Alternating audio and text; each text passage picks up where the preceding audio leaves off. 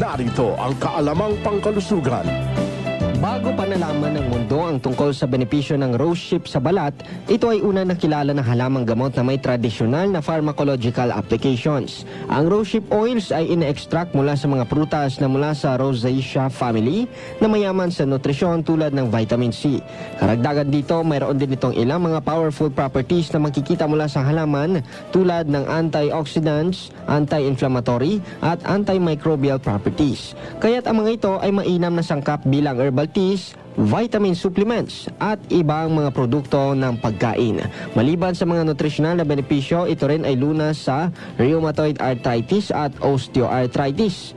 Ang ibang mga natural na kemikal na mayroon sa rose hip ay may benepisyo rin sa ibang mga kondisyon sa kalusugan.